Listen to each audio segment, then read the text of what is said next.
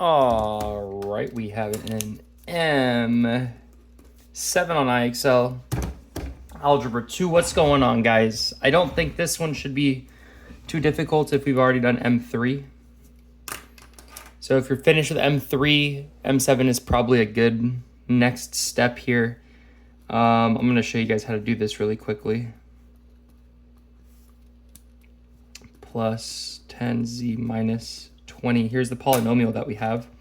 This is factoring by grouping, so this is the technique. We're going to take both these groups. You can leave the plus sign in there if you want. You don't need it in there. Sometimes there's like a negative. I think it's nice to put the sign in there. So so you basically make two groups here. And this is a useful technique when you have a polynomial to the third power and you have four terms kind of. What can I take out from both 9z to the power 3 and 18z to the power 2? What's the greatest common factor between 9 and 18? Well, we can take out a 9. And this has 3 z's, this has 2 z's, so we can pull out a z to the power 2. Right? What can we pull out between these two? 10z and a minus 20. Well, this one has a z.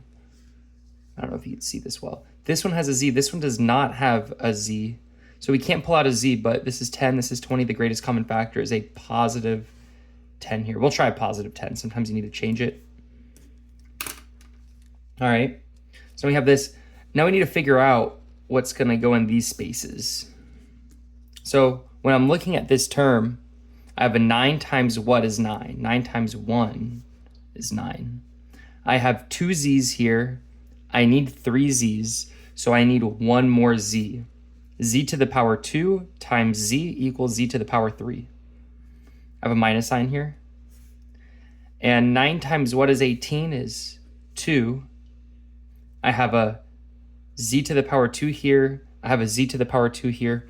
I don't need any more z's here. It's just 9z to the power 2 times 2 is 18z to the power 2.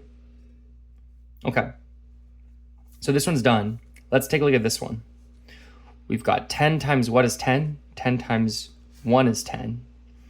We do not have a z as a common factor. We need a z here. So 10 times 1z equals 10z.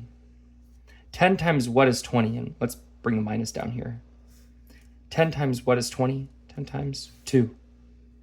All right, so now the thing is we need to check, are these two groups the same? If they are the same, then good. That means that we've done it correctly. So here's our two answers. We have the thing that's inside the parentheses, 1z minus 2, 1z minus 2. That's going to be our first part. The second part is what's outside of the parentheses, 9z to the power 2 plus 10. So that's going to be our second group, 9z to the power 2 plus 10. And that's our answer there. If we multiply these together, we will get this answer. Okay, let's try one more here. 21, 35, 27, 45. All right, let's see what we get here. 21w to the power 3 plus 35w to the power 2 plus 27w plus 45. And let's make our little groups here. What can we pull out of both 21 and 35? In numbers, we can pull out a 7. 7 times 3 is 21, and 7 times 5 is 35. We can also pull out a w to the power 2. Let's make our parentheses. 7 times what is 21? 3. 7 times 3 is 21. And w to the power 2 times what is w to the power 3? Well, we need 1w. Plus 7 times what is 35? 5. And w to the power 2, we have a w to the power 2. We do not need a w here because we have w to the power 2. W to the power 2, we have those. Okay. What can we pull out of 27w and 45? Well, this is 9 times 3, and this is 9 times 5. So we can pull out a 9. This has a W. This does not have a W. We cannot pull out a W, and this is a positive 9. Let's make the parentheses.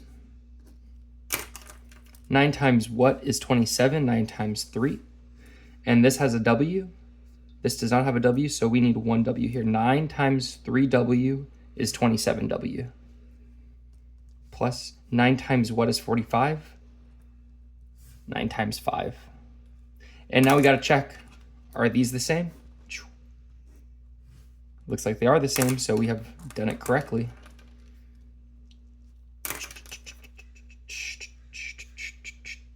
So our first answer is going to be what's inside the parentheses, 3W plus 5. What's outside of the parentheses is going to be our second answer, so 7W to the power 2 plus 9. And that's our answer right there. The way we check is we can multiply these two together and see if we get the same answer. I'm not going to do it for time. Okay. And now, lastly, we have this question. Now, this is a little bit different because we want this to be in standard form. Standard form meaning it kind of goes in x to the power 3 plus x to the power 2 plus x plus c, the constant. That's the format that we want. This does not have it because we have k to the power 3, the constant k, and then k to the power 2. So we need to rearrange it. We're going to rewrite it like this. 5k to the power 3 plus 3k to the power 2 plus 20k plus 12. And now that we kind of rearranged the terms in standard form, now we can do our grouping. And what does 5 and 3 have in common? Well, they don't have a factor in common, so we can put 1 there. K to the power 3, k to the power 2, they both have k to the power 2, so we can pull out a k to the power 2. Make our little parentheses here. And 1 times what is 5? 1 times 5 is 5.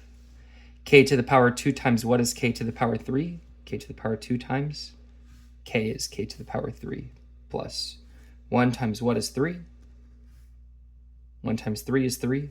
K to the power 2 times k times what is k to the power 2? It's going to be you can put a 1 there, or we don't need a k there. What do these two have in common here? So this one's done. What do these two have in common? Well, we can pull out a 4 here. 20 and 12, the greatest common factor is going to be a 4. We can make it a positive 4. And let's add our parentheses. And we have a 4 times what is 20k? 4 times 5. And there's no k here. We need 1k, so we'll put a k there. Plus 4 times what is 12? 3. And maybe it looks a little bit different here. We have this 3 times 1. But what is 3 times 1? It's just 3. So if we rewrote this, rewrote this without the 1s, this is what we would get. We would get k to the power 2 times 5k plus 3 times 1 is 3 plus 4 and then 5k plus 3. And now let's check. Do these match? Yes. Yes. So what's our answer going to be? It's going to be what's in the parentheses, 5k plus 3. And then what's outside of the parentheses times k to the power 2 plus 4.